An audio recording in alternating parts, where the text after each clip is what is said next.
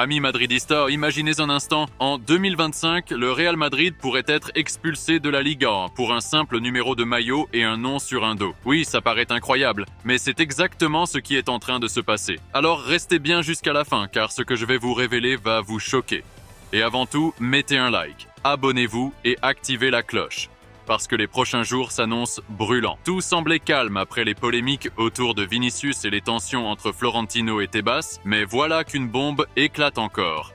Le coupable, malgré lui, Franco Mastantuono, 18 ans, la nouvelle pépite argentine. La Liga a envoyé un communiqué officiel au Real exigeant deux choses hallucinantes.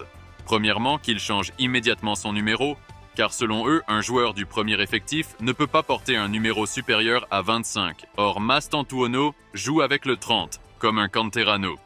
Deuxièmement, et là c'est carrément grotesque, qu'il abandonne Mastantuono dans le dos pour afficher Franco.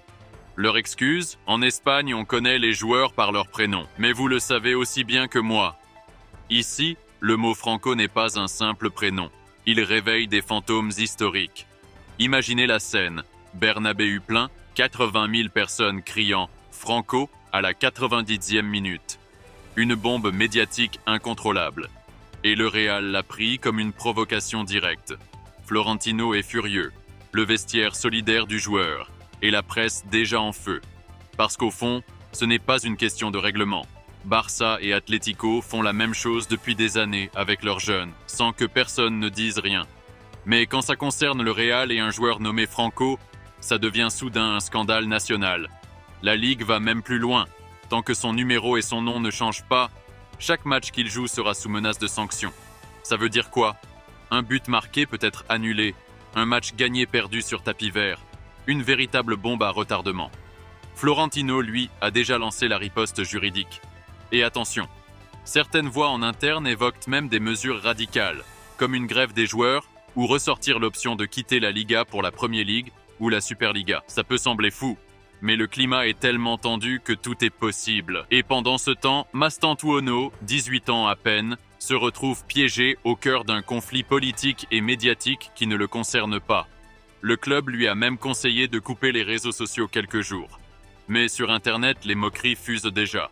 Même montage de maillots floqués, Franco, rivalité Barça-Madrid en feu.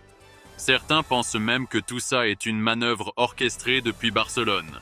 Parce que soyons clairs, si ce gamin jouait au Barça avec le même prénom et le même numéro, croyez-vous qu'on ferait le même scandale? Évidemment que non. Ce week-end, tout va se jouer. Contre Oviedo, Mastantuono sortira-t-il avec le 30 et son nom complet, défiant Tebas? Ou sera-t-il laissé en tribune pour éviter l'explosion? Quoi qu'il arrive, ce sera la une des journaux. Et attention, en Angleterre, City et Chelsea surveillent déjà la situation.